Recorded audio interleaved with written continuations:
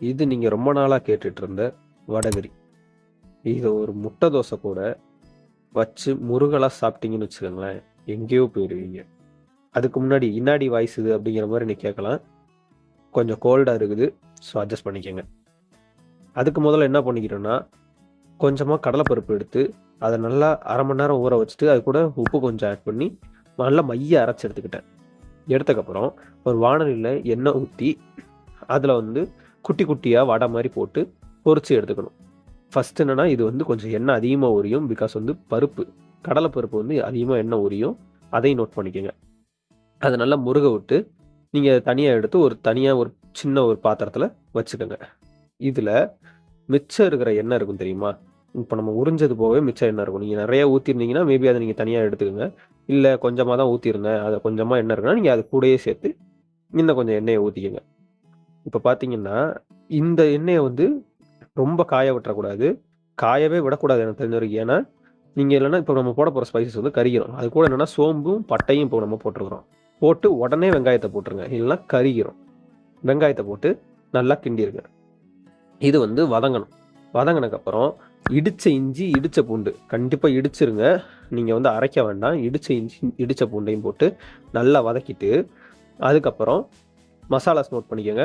மொளகாத்தூளு, மல்லித்தூள், மஞ்சத்தூள் இது 3யும் போட்டு நல்லா வந்து உங்களுக்கு வேணுங்கிற அளவுக்கு ட்ரை ரோஸ்ட் பண்ணிக்கங்க. நீங்க பார்த்தீங்கன்னா, இப்ப ட்ரை ரோஸ்ட் பண்ணதுக்கப்புறம் அதில வந்து தண்ணி ஊத்திக்கணும். தண்ணி வந்து தாராளமா ஊத்தலாம்.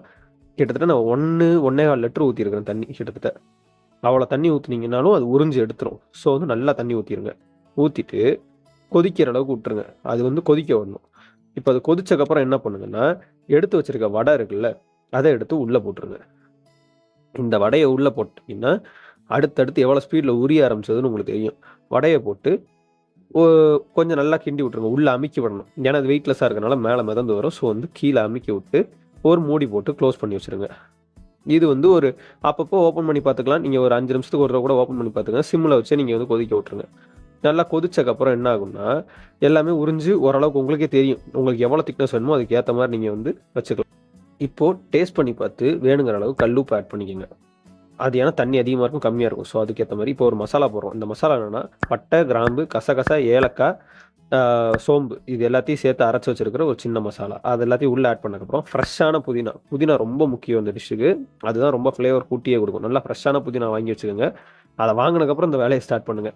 அத போட்டு நல்லா ஒரு கிண்டு கிண்டி விட்டு, திரும்ப க்ளோஸ் பண்ணி வச்சுருங்க. இப்ப க்ளோஸ் பண்ணி வச்சுட்டு, உங்களுக்கு வேணுங்கிற அளவு திக்னஸ் வந்து குறைஞ்சிரும். உங்களுக்கு வேணுங்கிற அளவுக்கு வச்சுட்டு, இப்போ எடுத்தீங்கன்னு வச்சுக்கங்களேன், இப்போ உங்களுக்கு தெரியும். ஆனா வடை எல்லாம் முழுசு முழுசா இருக்கும். ஸோ அத வந்து நம்ம உடைச்சு விட வேண்டியது இருக்கும். இப்ப என்னன்னா, அத வந்து மெதுவா கொஞ்சம் கொஞ்சமா நீங்க வந்து உடைச்சு விட்டீங்கன்னா, அது ஃபுல்லா உள்ள இறங்க ஆரம்பிச்சுரும். நீங்க சாப்பிடுறப்ப அது அந்த உள்ள அந்த ஜூசினஸ்லாம் போயி, அத சாப்பிடுறப்போ நல்லாருக்கும். அதுக்கப்புறம் ஒரு பேன் எடுத்து அதில வந்து தோசை சுட ஆரம்பிங்க. இதில ஒரு 4 வகையான தோசை சுட்டேன். ஒவ்வொரு தோசையா நான் சொல்லிர்றேன். ஃபர்ஸ்ட்டு வந்து ஒரு நார்மலா ஒரு சின்னதா ஒரு ரோஸ்ட் மாரி வீட்லயும், அத ஒரு தோசைய சுட்டதுக்கப்புறம், அதே மாரி திரும்ப ஊத்தி, என்ன பண்ணோம்னா, ஒரு ஊத்தாப்பம் சுடலான்னு சொல்லி ஊத்தாப்பமும் சுட்டாச்சு. இது எல்லாமே இந்த இதில வந்து உங்களுக்கு என்ன வகையான தோசை பிடிக்குமோ, அத்தனையும் நீங்க வந்து எடுத்து வச்சு சாப்பிடலாம்.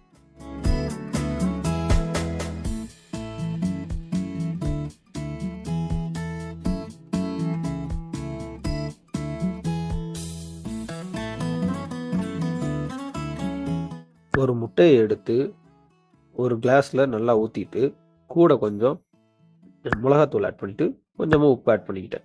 ஆட் பண்ணி நல்லா கலக்கி பெப்பர் கொஞ்சம் போட்டு, ஒரு தோசைய ஊத்தணும். நீங்க வந்து ஒரு தோசைய நல்லா வந்து உங்களுக்கு மிட்டா வேணும்னா, மிட்டா ஊத்திக்கிங்களா, நைஸா வேணும்னா அதுக்கேத்த மாரி ஊத்திட்டு, மேல வந்து இந்த கலக்கி வச்சிருக்க முட்டைய ஊத்தி, அப்படியே நல்லா முருக விட்டு, எடுத்து சொல்லும்போதே வாய் ஊறுது.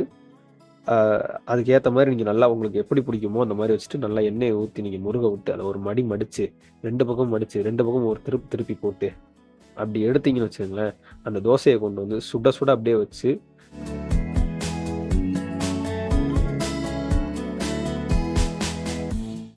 அப்படி வைக்கும்போது அந்த தோசை பார்க்க ஆசையா இருக்கணும்.